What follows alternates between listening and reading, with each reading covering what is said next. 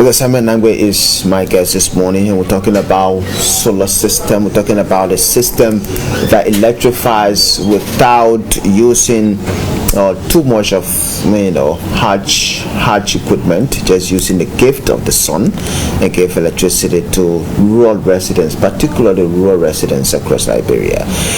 So the man in charge, the man who Joseph Numa Boakai entrusts with that responsibility is here. And from what I can see and from what I've seen so far, I was just telling him before we came on air that I was in Lofa the last time, and I was so impressed with the project that's ongoing there. And I think he's doing a marvelous job over there, and I hope that he continues to do it, because they say that we're chicken. Don't mind me. Who me or my solar? Welcome. I just hope you continue doing your best. Yeah, thank you. We have passion for this. Yeah. We know that with our electricity, we're not going anywhere. And what we do is the fastest way to be able to create access for electricity for most of our people, and so that is what we do. And I always tell this story. Back in 2013-14, when we first got our Millennium Challenge money, there was a discussion on where would be the best sector, to be able to put this money. So there was a whole consultation, national consultation that was held with all of the different stakeholders. They call this constraint analysis. At the end of that, it was very clear to almost all of those that participated that the best place to use that money was either on roads and or electricity, because those two sectors were the biggest constraints that Liberia had to becoming a middle-income country, because then we had done our vision 2030, and that vision 2030 said we wanted to be a middle-income country by that year. But those study indicated that if we didn't solve our electricity access and rural access problem, we were not going anywhere. Okay, so since that time, whether it's the agenda for transformation, which was Ellen Johnson's last development program, or the proper agenda for progress and development, ex-President Weah's program, or now what we're dealing with now, the arrest agenda for inclusive development, if all prioritize those two sectors, access to electricity and access to roads. So, but what we have done, there's a bit of edging on the road investment. The energy side is where we are trying to push, and that's why, as a government, a decision was made to put all of the MCC money that we're working on now into the road sector. But then if you also see the 2026 budget, a significant portion of that budget is also going to roads, electricity as well.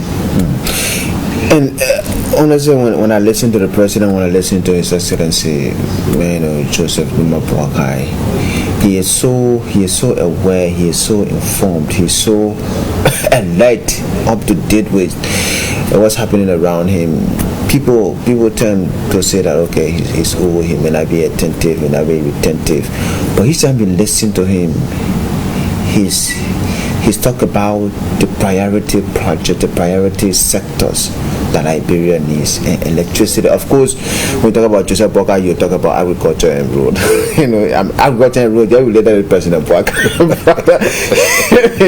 He talks more about electricity because, someone with that kind of experience, so he knows what electricity does to not just the economy, but also the normal living condition of the people. Yeah, well-being. You be one of those in charge of supplying people with electricity.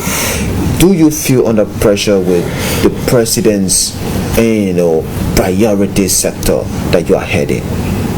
No, I don't feel under pressure, but the right word is we are overwhelmed. Wow. So when you try to balance between needs and what you have, to arrive at the goal. Then you have to be able to be smart in deciding how you go about it. And so we are not pressured because we know exactly what to do, but we are overwhelmed with the demand. So it's literally what we see in the energy sector is how do we balance the demand and the supply. So the demand of the need for electricity as is being, required for our growth, for our comfort, for industries, for social service provision and all of that, and then the supply, that we are able to make sure is available. So, for example, if you see maybe on the on-grade, and I'm just trying to make the distinction now between what we at the Rural and Renewable Energy Agency do and what the Liberia Electricity Corporation do, is that everything that you see AEC doing is what we categorize as on-grade. So they are the ones that are responsible for the development and the maintenance of our being electricity grid. What we are focused on is how do we now address the other side of the equation, basically those that are not yet connected to AEC. So if you have AEC current, whether you in Bokiza, Bokiza you don't have, but I'm just giving an example, then you are on grade. That we don't need. So not that you don't need, so your current source is on grade, it's from the mean grade. AEC. If you are in Carisburg, I understand if you are in Carisburg and then you have electricity but it's not being supplied from AEC, you are off the grid. That is notwithstanding that Carisburg has proximity to Monrovia as compared to Bokiza. All right. So what we at the RREA is focused on is the rural side, not just the rural side, but also citizens that are located in areas that have need for access to electricity but are not on the grid. Okay, so this is where we are doing.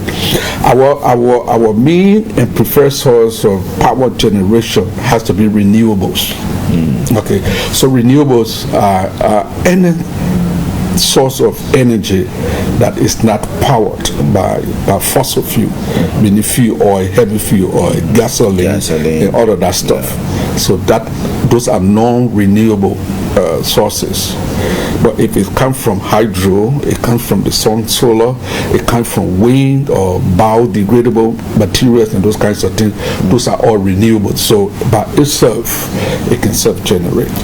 So in Liberia now, giving our consideration, we are actually doing a hybrid.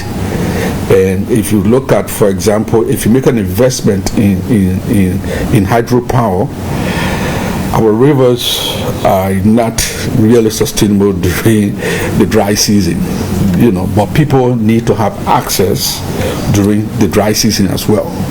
So then we have to do this hybrid system now where we blend the solar. This is what you saw the president dedicating in Mankofe, but then also there's a bit of generator as well just to do that balance. So we are the off-grid people, we are the renewable energy people.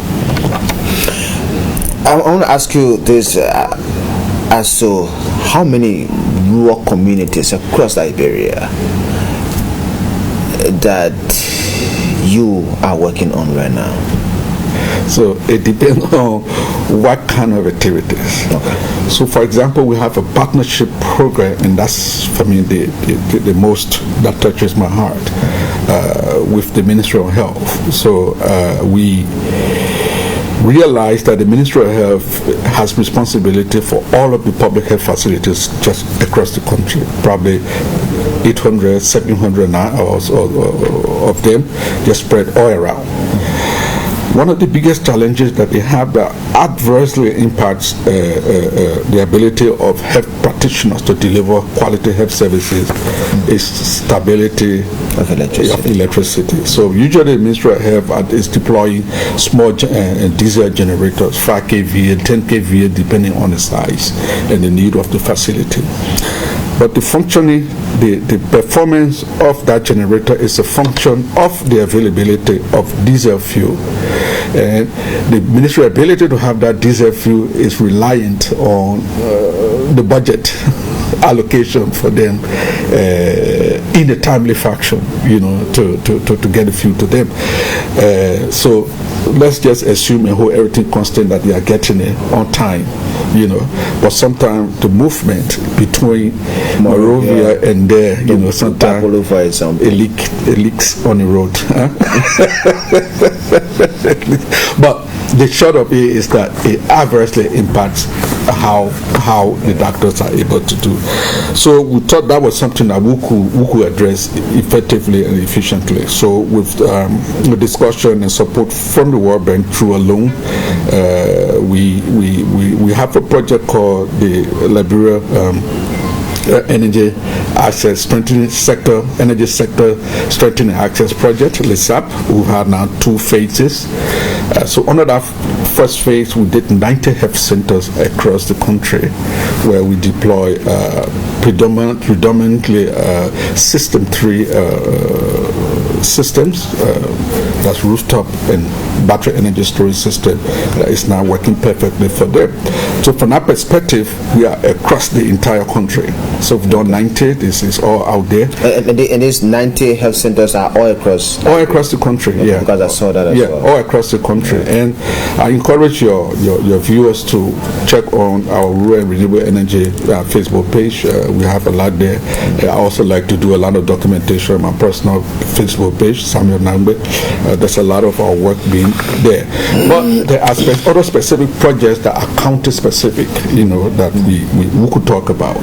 So we in Lofa, we in Grand Bassa, we're doing stuff in Sino, we're doing stuff in Nimba, and we're doing stuff in Backleville for the moment. So we can talk about that.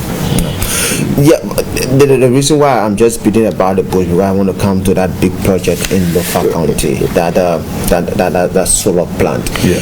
Tell us about it. Tell me about it from the start to where we are right now. So that project has been on since 2017, 2018. 2017, 2018? Yes. Wow.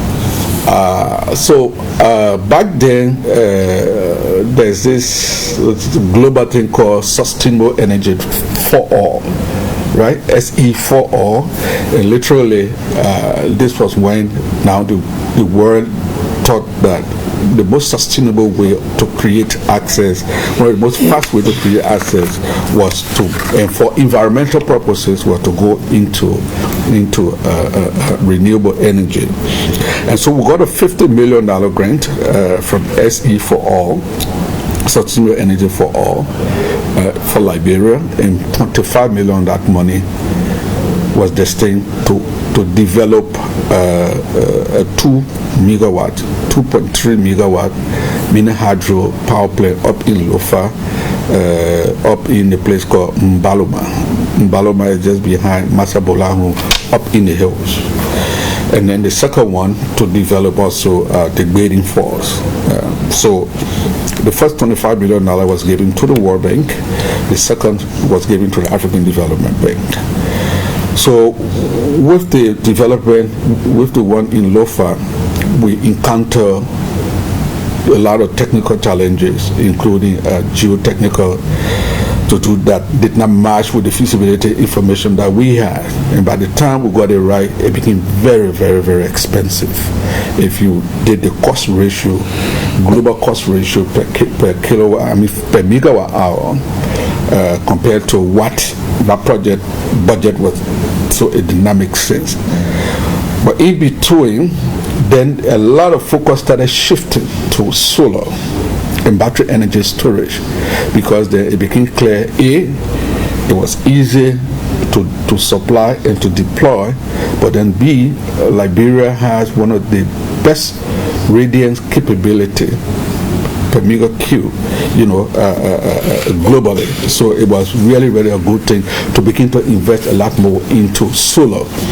And so we made that decision along with the bank to deploy a solar and battery storage capability.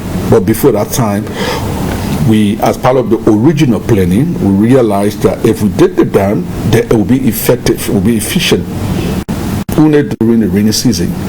The dry season then we were challenged. So then we had to adapt the model that AEC is using here. And then so we proposed investing into a 1.8 megawatt diesel facility. And the bank said, look, we can't give you that money because it can't touch, the renewable energy perspective. But we understand very well what this is. So we took a loan of over $2 million, to be able to do that. So that 1.8 megawatt diesel has been deployed there. So the money for the hydro, remaining money, because we have invested some money already. So what we did, in fact, was just to secure that place, and when we get money, we'll go back there, because hopefully things will change. But we've moved that money now a site, 40-acre site given to us, where we are deploying. That's what you were telling me about. This is 4 megawatt peak of solar photovoltaic modules, along with 50 megawatt hour of battery energy storage that was synchronized with our 1.8 megawatt.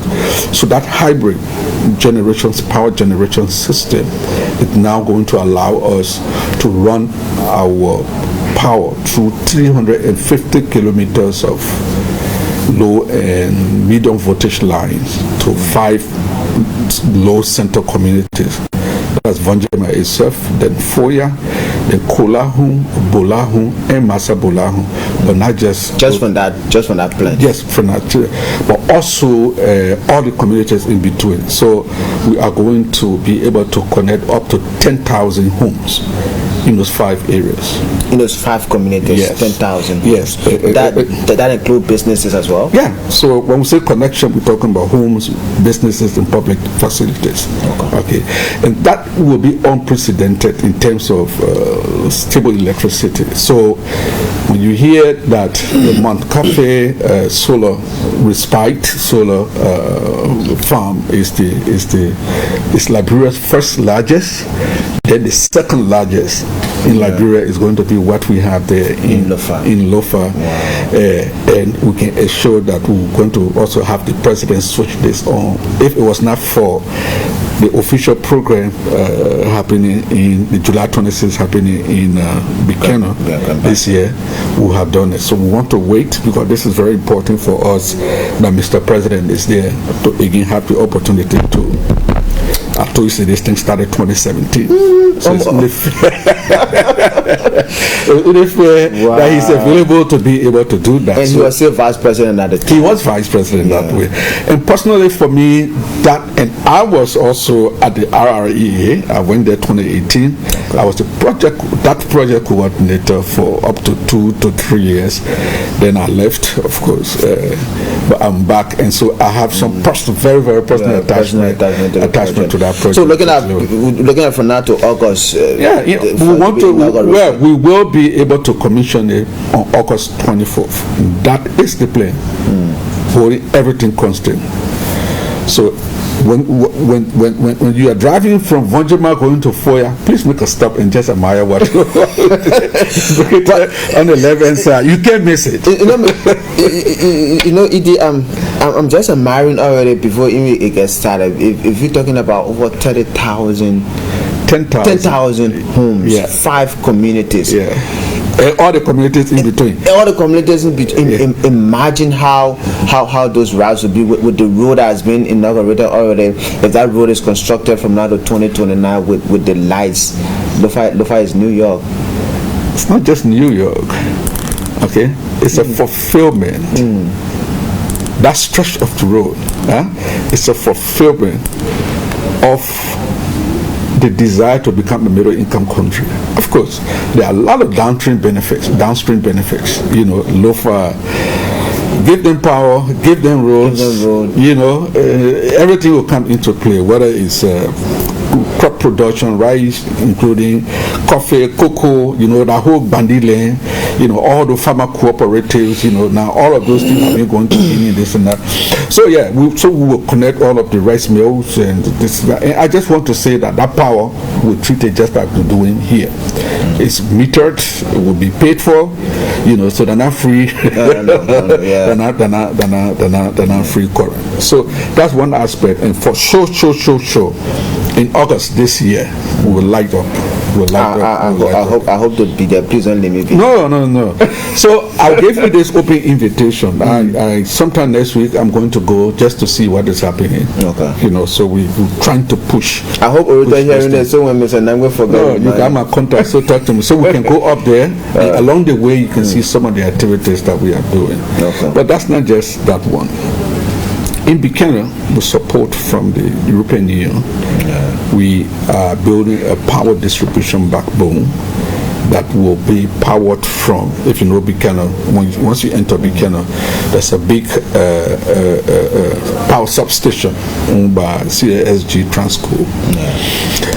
They have 5 of those substations there along the CASG line. One is in Ikepa, one is in Botota, the third one is in Buchanan, the fourth one is there at Mount Coffee, and the last one is in Manoro Equipment. So all of these different substations provides an opportunity for evacuation of power from the CASG line. So we are going to get 10 megawatts of power from those lines, from our substation to power our medium and short voltage, medium and low voltage lines. And we will connect up to about 12,000 plus homes in Buchanan. And again, homes, businesses, and public facilities. That project ends in October. Using the CSSG. That's the power source. As a source. That's as a source. Okay. And I need the listeners to listen carefully. In Vonjema, we are self-generating. We are self-generating. IC has the legal authority to negotiate and import power across the borders. In this case, it's coming from Cote d'Ivoire Energies. So that power comes through there. So the power that you see now in Riverside and most of rural Bassa is also coming from that line. So we need about 10 megawatts for Buchanan City. So, but we will finish that in this year, but October. But already we should be able to face commission and have connection done to some of the we have up to about 56 of the 75 zones that cover the entire Buchanan City that we have funding for, to do those connections by that time. And some of them will be ready by July 26 as well. Yeah, because I know July 26 is where the official. So that support there. But under the EU support program, this is renewable energy prioritizing Southeast Liberia. Under that project, and it's CKA, aka LUSE, that is Light Up Southeast. So that's the name, the acronym generally is known for. We are also putting the third system into Greenville. So in Sino, in fact, it's absorbed the bulk of that 42 million euro grant from the European Union. So also in July or latest August, we'll be inaugurating a mini a hybrid or solar grid in Greenville. So this is less than around about 8 to 9 kilowatt hour of solar with 1.1 kilowatt 9 kilowatt peak of solar and 1.1 megawatt of battery storage, along with, I think it's about 850 kVA generator. So that would be the initial power for Greenville. But as part of that package, in terms of generation, we are constructing a 2 megawatts hydro on the Sino River at a location called Sewu Town. So that power is going to be evacuated into Greenville, but also I think there are 5 or 6 communities between Sewu Town and Greenville that will also be connected, and also including Morriville, where we have our solar grid at the old Fapla compound. How many homes again? This is close to 5,500 homes just in Greenville alone. Just of Greenville as a city? As a city, yes. Not the entire Sinai County? No, not the entire Sinai. It's small. It's small, but that's a starting point. And the last time they ever had a grid power in Greenville was when, I don't know which year now, but I think the government celebrated July 26. Ellen used to. Yeah, I think that former president. Yeah, Ellen Jackson said it. That was the last time. So we're doing a lot of work to take over the grid in Greenville. Then the last part of that support from the EU is in Barclayville, where we are doing similar work, minus the dam, and we will initially do between 1,000 to 2,000 connections in Barclayville. If you just joined us, this is Liberia Today, and my guest is Samuel NAGBE, the head of the Rural and Renewable Energy Agency, RREA, responsible to connect rural communities using off-grid. I'm using a stem now. It is. I'm learning. Off-grid electrification for residents outside of one of the big cities in Monrovia that got on-grid electricity. But also, if the person is in Monrovia and they need the off-grid, they can also supply them. So here is my thinking, and this is something. So we call this institutional solarization. Okay. So, for example, every time I go to the ministerial complex, or I see Capitol building, or I see the executive mansion, or I see JFK, alternative power sources for them. I always did large generators, and it's not sustainable. It's not all. Okay. You see the University of Liberia, or you have some project with them. Yes, so I'll talk about that a bit. But you can change all of that. So you can deploy rooftop along with standalone ground mount solar with batteries, and you can have sustainable power to become your. Can you electrify LBS, for example? Yeah, simple. Would depend wholly on off-grid electricity. Tell your director general. I'm surprised the discussion with the Chinese did not include that. Did not include that. So here I'm thinking, if you did even maybe 100 to 200 kilowatt peak, of a battery. I mean, solar and battery. That takes it. It's expensive initially, but it takes it. Then you become independent in your power provision. So you can just be bluffing AC small and AC people ain't like that because they say you take it their revenue, source of revenue away. But this is something that we want to do. The last time you recall at the Capitol building, there were insects, cover one. We can solve that problem too. At the executive mansion, one time we're having, cover one peep, then you can run to no. An automatic switch. But do they need to call you, or that's something you see as a problem? I'm talking out the whole day, but you see our people, they don't believe that solar. There was somebody very close to the president and he said, Sam, you know how many elevators we got in the mansion? Then I asked him, I said, you go to Ghana all the time. Accra Mall, 75% of their solar comes from, of their power comes from solar. Wow. 75%. Solar is that powerful? It is. It does anything that, So come, like in your case, we get our people to go, they study your low demand, and they match that low and give you, and you can expand based on your growth. Like JFK, for example, I'm thinking if we put between 1 to 1.5 megawatt peak to about maybe 2 or 3 megawatt hour batteries, it will run all their system. Wow. You don't have to think about buying. So the whole recurring expenditure of every month buying fuel oil every year. So let's take a typical example. Let's assume mathematically that JFK spends maybe $2,000 every month. I know it might be more than that, but $2,000 every month for fuel, for lubricants, and this and that, right? Multiply $2,000 times 12. Okay, what is that? Then multiply that times the number of years you're talking about. The system we put into place have lifespan of around between 10 to 15 to 20 years. Wow. Okay. So all you do is just continue with the maintenance. Small. Are you responsible? If I say you, the agency responsible for maintenance, you can put big for obstructions like GFK. Yeah, you can put that. You can put that because the proposition that we have is that we can as part of that packaging come with a maintenance and operation contractor who will do all of that. Right? There are people talking to me every day that want to invest and set this up. You just got to show them that you pay. So if this is going to cost, there's an average cost of $1 million now for 1 megawatt peak, plus the battery storage. So if JFK needs, maybe 1.5 or 2, maybe $2 million, but you can arrange and pay that over 2 years, 3 years, right?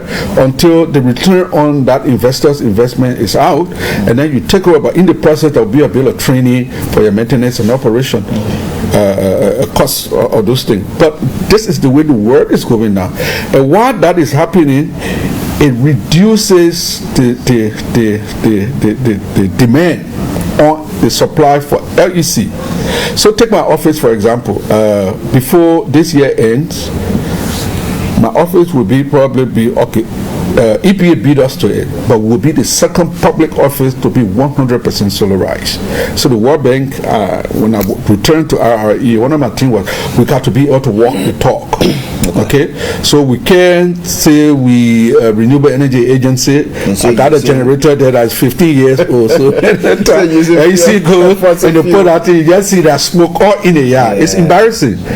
And so they were not honest. They said, one day we have a meeting and the current one. So you put a generator on. And I said, just what? They said, no, Sam, this has to change. So now finally, we're going to deploy solar and battery energy storage for my office.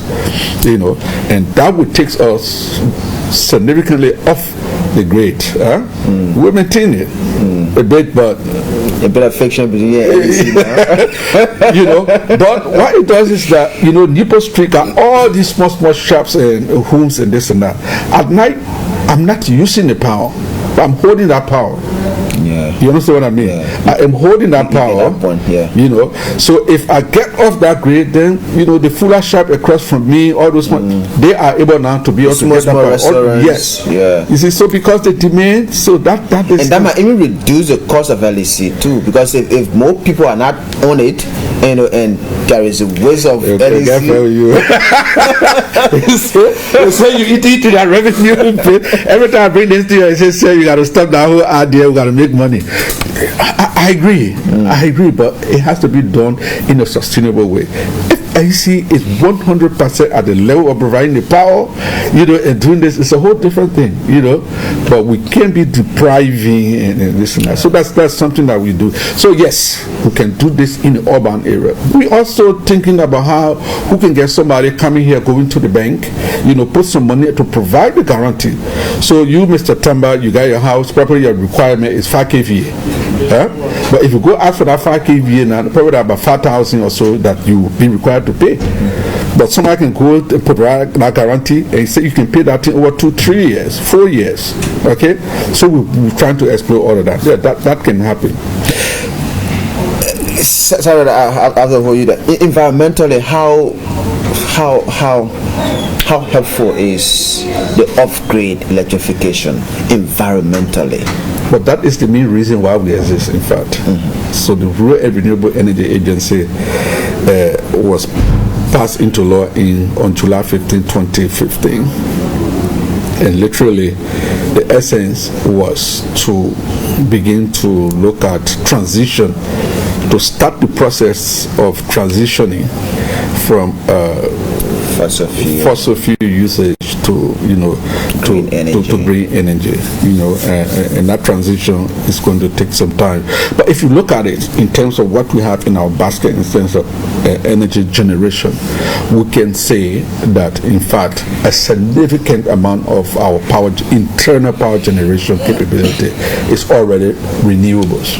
If you took our 88, I say 88 to mean that we've gone back now to 88 megawatts. If you took that 20 megawatts solar, all the other stuff we do it. The only public fossil we got is this 38 megawatt heavy fuel oil, but the rest of it is technically within the range of the description of renewable energy. Let me get that one clear. You're talking about the 88 megawatt that the country needs. So I'm talking about what AEC has now. Yeah. Internal generation capacity. 88 megawatts Mankafi. Yeah. 20 megawatts solar. 38 megawatts heavy fuel oil. Okay. So that's AEC's current generation capacity.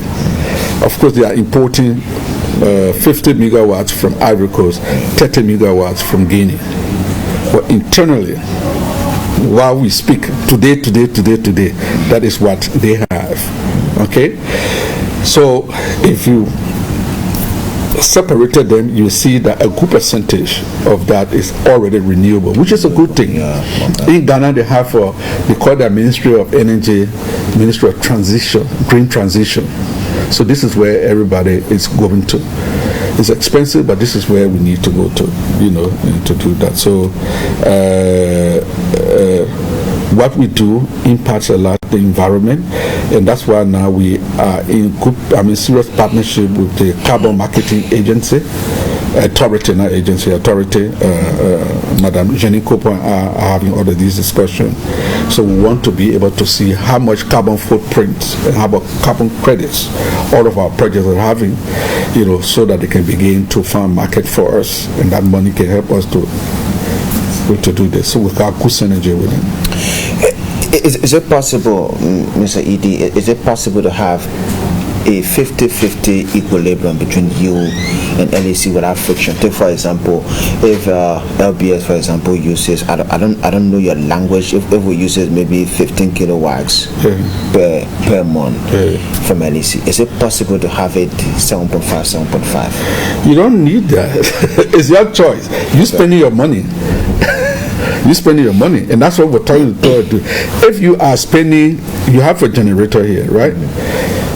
As a backup, I guess, right? If you are spending $500 a month, so $500 a month times 1 year, that probably gave me maybe about 6,000 or whatever that figure is, right? And you make this investment of about maybe 500,000, 300,000 to have your own to do. And after 2 years, 3 years, you pay that off, and then you are paying $0 for electricity. What would your choice be? So that's a choice that you need to make. Okay, so it's not competition in a sense; it's just sensible thinking. Complementary. Yeah. So you can decide. Say, look, I want to make that investment so that my primary power generation is renewable, because when I make that investment, my perpetual recurrent costs is managed in a way that when I pay this off, then it drops to near zero. So but also, I want to bring your attention to something for many residents who, because I know the RREA originally focuses on rural residents, making sure that they get electrified. But I'm also looking at the economic standing. Many of them might not be able to have the kind of money. That's your assumption. And I know you talk about the chip thing, you talk about the metering system. That's an assumption that you make. Huh? So, are you making it affordable, not just accessible, but are you making it affordable that anybody can have it? So there is an agency that has responsibility for the setting of tariff. That's the RREA, Electricity Regulatory Commission. Yeah. That is their job. We don't set tariff. We can propose. So they will look at the investment, they will look at all these different indicators, including poverty levels. Okay. So we are making this investment. What comes to the back of our mind is, what is the potential use of the energy that has been generated? Okay, so if I'm encouraging somebody to come to make an investment to develop a mini grid, for example, in Bapolo, we have a partner called Energy City that is developing mini grids, or I think 10 sites in Bapolo. We have to be able to make a study for willingness to pay, ability to pay. What would the power be used for? Capacity to pay as well. Yeah, and what would the power be used for? So it's not just for putting your light bulb on. That's not what you, okay?